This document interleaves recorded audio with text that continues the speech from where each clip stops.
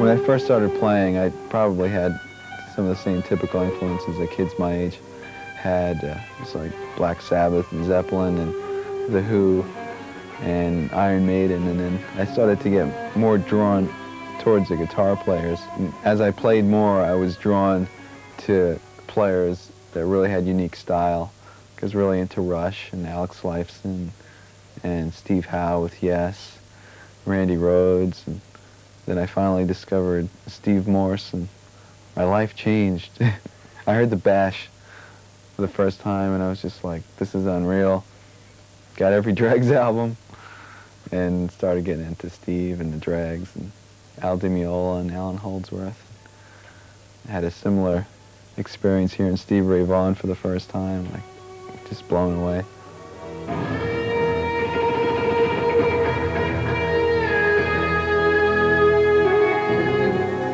One of the more difficult techniques for most guitarists is using alternate picking through arpeggios. Now this has been something that's been difficult for me for a while, and it's actually making me kind of mad, so I analyzed what the problem was, and I came up with an interesting little fact. First of all, the problem always seemed to arise when I was encountering what I call inside the string picking. Now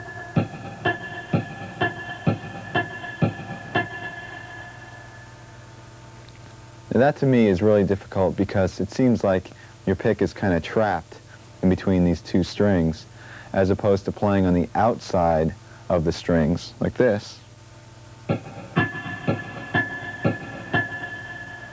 where it feels like you have a bit more freedom of motion. To experiment and see if this is a problem for you, I suggest playing two notes on adjacent strings, let's say A on the G string and D on the B string, and first try picking them starting with a downstroke and then with an upstroke. And let's see how that feels. Try it at various tempos, see how fast you can get it.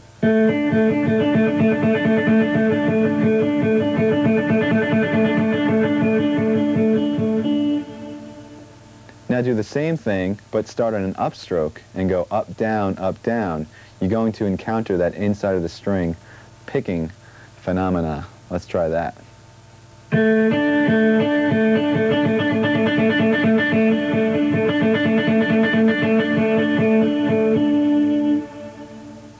Now my right hand immediately starts to tense up as soon as I encounter that inside of the string technique, and I think it's because I feel like I'm sort of trapped and I have no range of motion. This is usually a problem for most guitar players. some guys have this taken care of, and we'll have to shoot them all. But anyway, how do you practice this? How do you get around this? Well, very simply, you just practice the motion that you're having a problem with.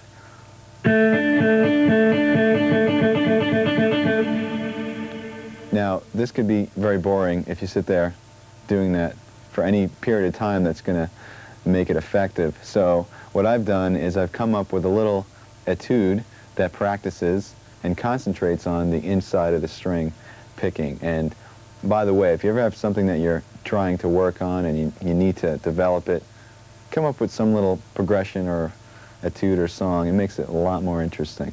So let me demonstrate it for you now slow, and then I'll play it up to tempo.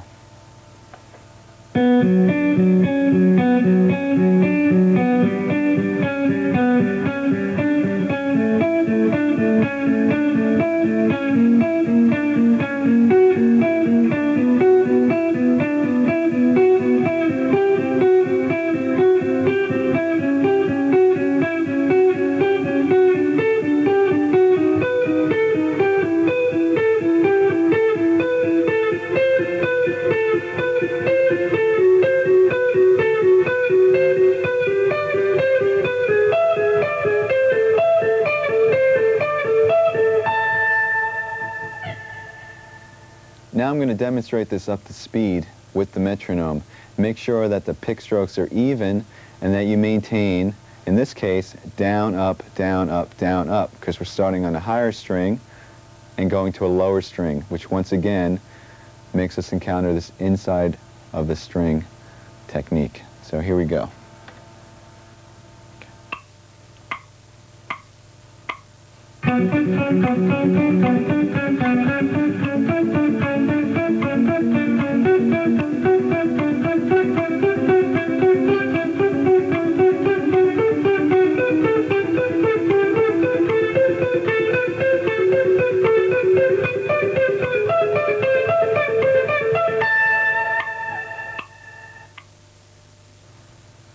Now that exercise specifically narrows down the problem and concentrates only on that problem.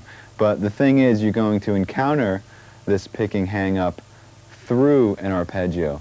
In other words, some part of the arpeggio you'll have no problem playing, and other parts you might have this inside of the string thing. Let me demonstrate on a major arpeggio. If I play G major in the 7th position, I have down, up, down, up. Now the initial down, up isn't a problem. Either is the next down. But it's when you go to the D on the G string, you have the inside of the string picking down, up. So in order to play that quickly, you're going to have to overcome that little problem right there.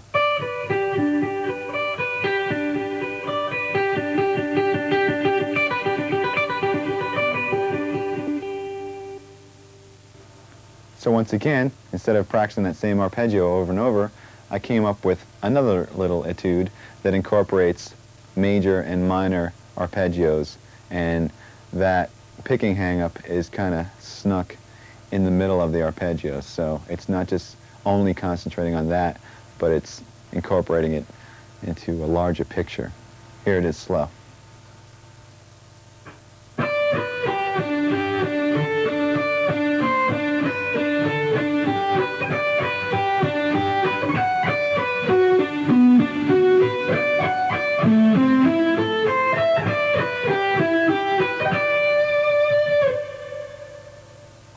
Now I've added an extra challenge to this one because not only are we working on the picking hang-up, but we're skipping strings while doing that hang-up. Let me show you where that happens.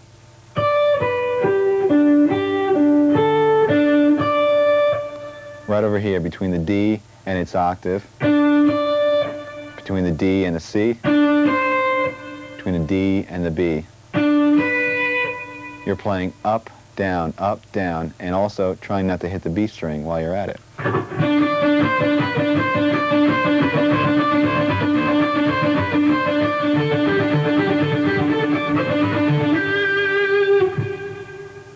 Here it is up to tempo.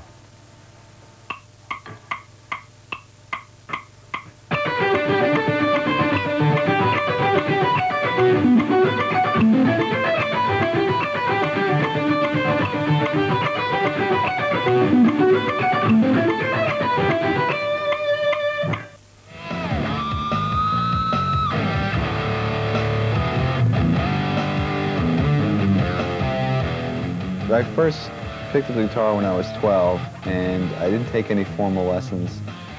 I took music theory my last 2 years in high school, so I had 2 years of that, and I went to Berkeley right out of high school. A couple of times I had some scattered lessons before Berkeley. I took a few lessons to try to prepare myself, and I remember going to group classes with a friend of mine, but I never really took any formal continuous lessons. By the time I went to Berkeley, I had been working on technique and chops and stuff like that, and I had a couple of years of classical music theory. So when I came into Berkeley, all the things like arranging and sight singing and harmony and a jazz perspective, I had no clue. So I remember taking the placement and just getting in like level 1 of everything and starting from scratch. And I think that the most I learned there was in harmony and about chord structure and progressions, and also how to continue to learn, because that was one of the things that I kind of picked up on, is that there's such a resource out there, whether you're going to school or not. I mean, it's great to go to school because you have the discipline of going every day, but there's just so many resources out there. And the students that really applied themselves, whether it was to the library, the listening rooms, or attending recitals, they really excelled. And the ones that just kind of sat there and thought it was all going to come to them eventually weren't there anymore.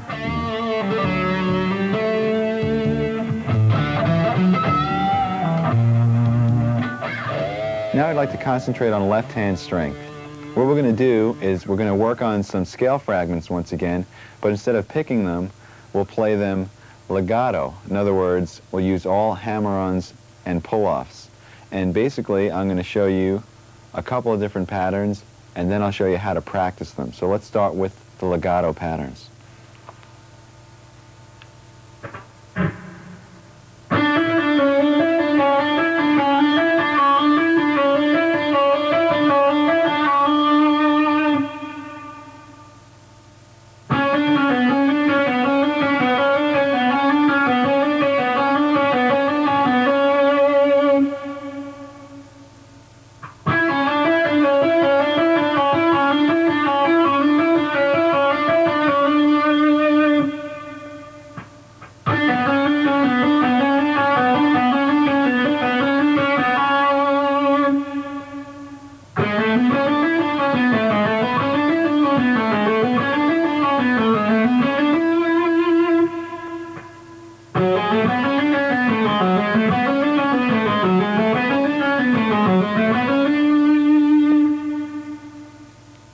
Okay, this is how we're going to practice these. You're going to play each pattern to a watch this time for a minute each.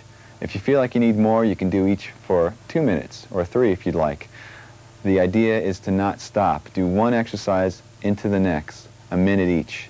And you can play them at varying speeds. Just make sure that the notes are clean and that you're using complete legato technique.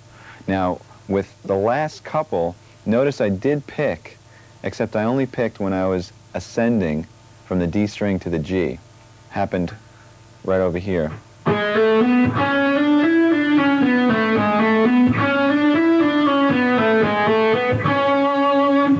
So in this case, it was on the C sharp. That's the only other time you're going to pick.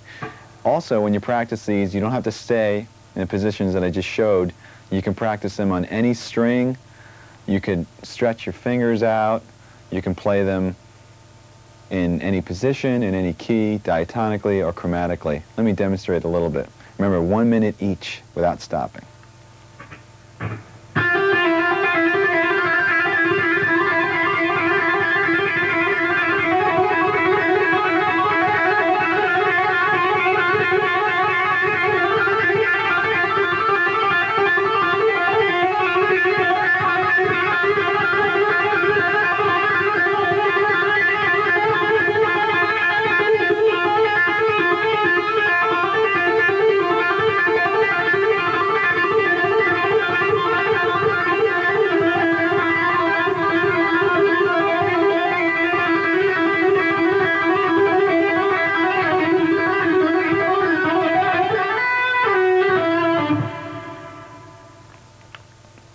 That's the idea. Okay, once you get those all practiced, I suggest that you do our little massage thing that we talked about in the beginning, and also stretch your wrists, because it's time to take those fragments and put them into expanded sequences through scales using very little picking. Once again, this is called legato. Here's the first exercise.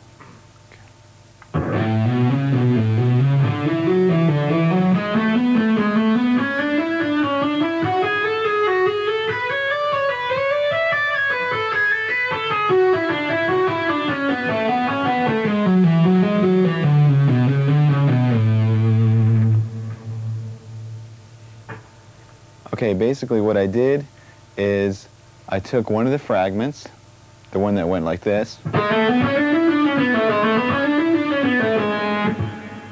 and also another one that went like this, and combined them ascending through an A major scale.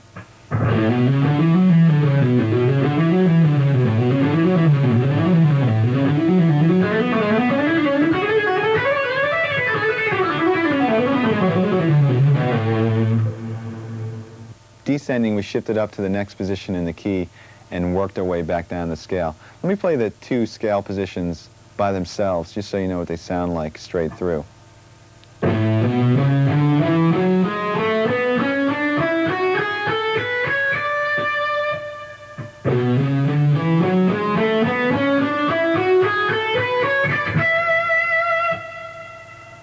And you can practice that sequence between any two positions in any key, or even using nonsense patterns, just shifting up by half steps, maybe something like this.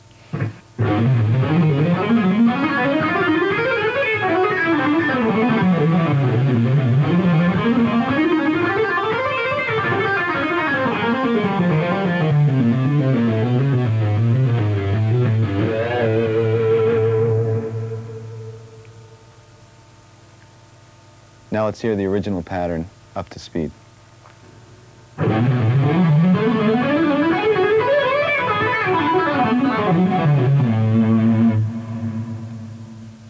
Here's one more legato example. This one is in the key of E minor, and it shifts positions quite a number of times. So practice it slowly and make sure that you get those position shifts clean and clear. This also involves some right hand tapping. Here it is slow.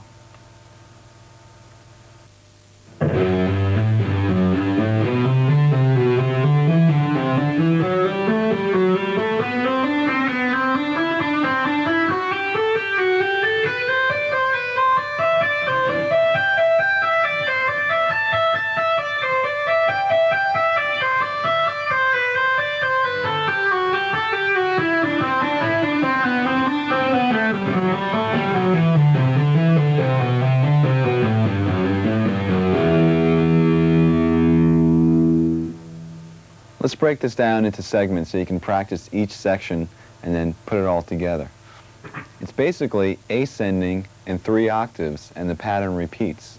Here it is.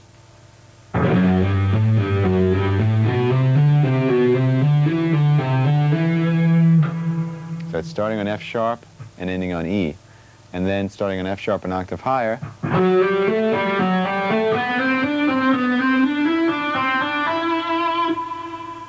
the exact same thing, and then 1 octave higher, starting on the B string.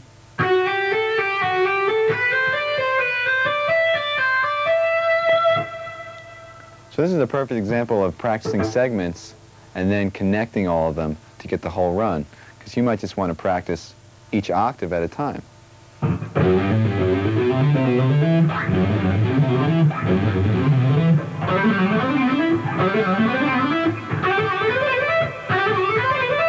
Then put it together.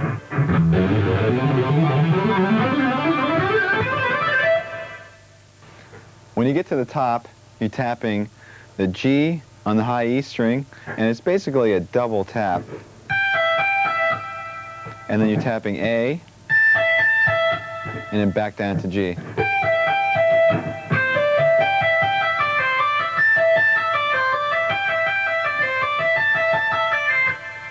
So you could practice that small fragment a few times and get that under your fingers.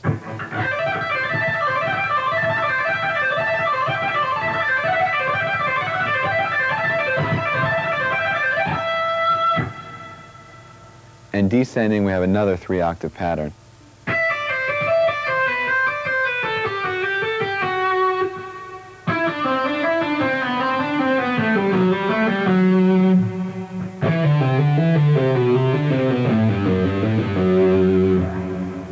So you can practice each one of them as a fragment and just master that octave.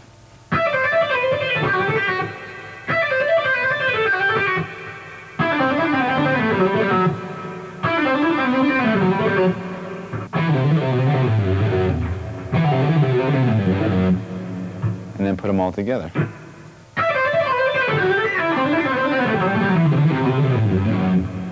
Now I'm going to play the whole thing, ascending and descending up to tempo.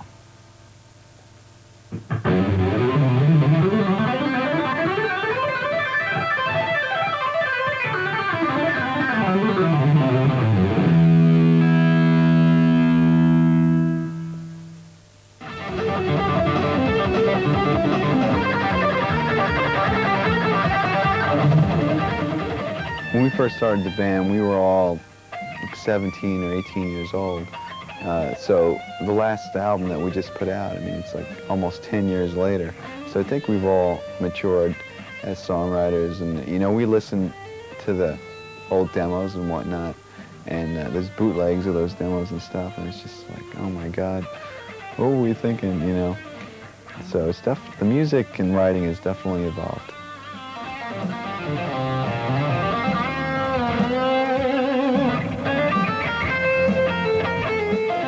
To wrap up the topic of technique, I'd like to introduce a different style of picking other than alternate. It's called sweep picking, and some of you may be familiar with this technique, some of you may not be, but in either case I'd like to offer you my exercises and things like that that basically isolate the technique, and then you can expand and apply it to things that you might already know. Now I usually apply sweep picking to arpeggios and not really to scalar examples.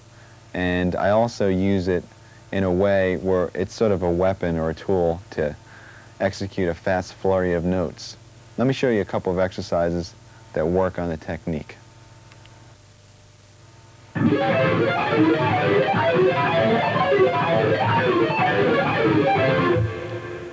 All right, there's two things to keep in mind when working on this exercise. One of them is to separate the notes of the left hand. In other words, you're not playing chords, but you're separating the notes and playing arpeggios. And also, with the right hand, you want to separate the notes as well. In other words, don't strum them all together, but push down on the pick so it knocks into the next string, sort of falling from string to string. You don't want to make separate motions like this. You want to push the pick down, down, down, down, and then up, up, up, up, pushing against the strings. Now you can actually mute the strings and work on just the right hand.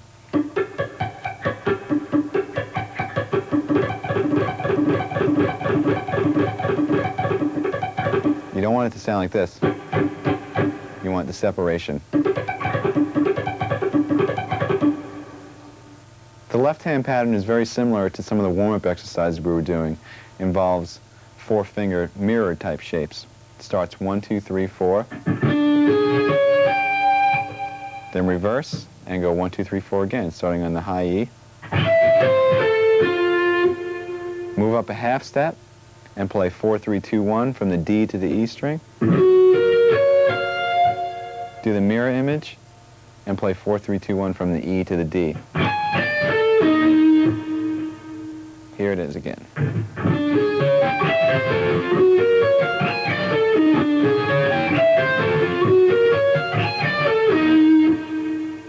And then simply move it up, continuing in half steps.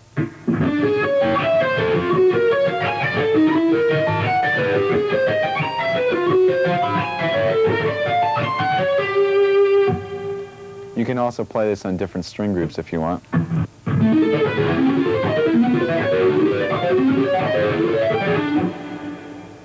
Okay, just as a fun variation, you can take this technique and just mutate the notes of the left hand And I came up with, once again, another etude using the sweeping technique. It goes like this.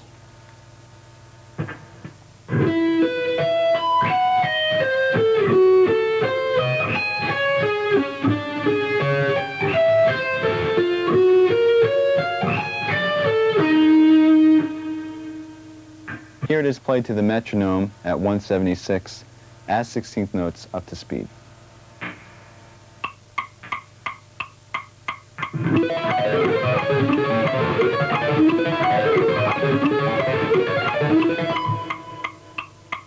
To break the sound, we're using the exact same pattern as the exercise.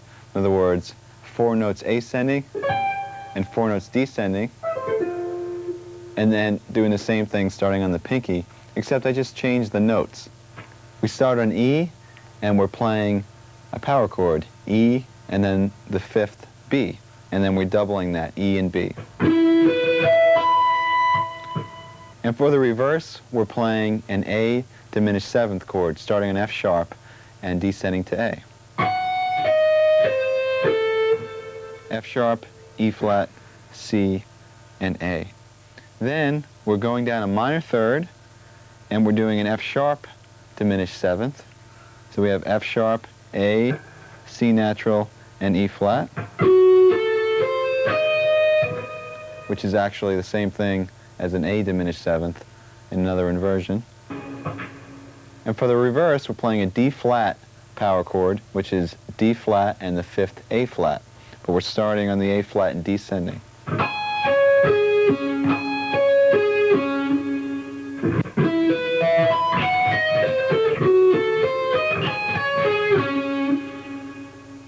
And to finish it up, we're doing the original exercise.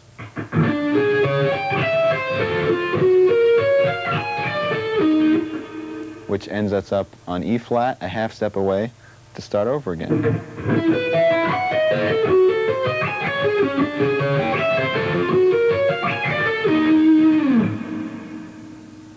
Here's one more sweep picking exercise.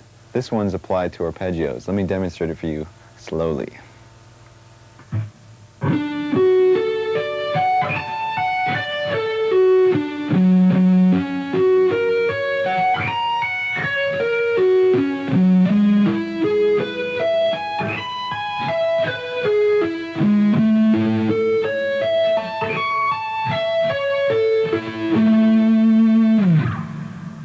This pattern is based off a major arpeggio, so let's go through the different arpeggios and the chords that they come from. First one is D, coming from this chord fingering, with an added 5th, A. The second one is F sharp, based off of an F sharp bar chord, with an added 3rd.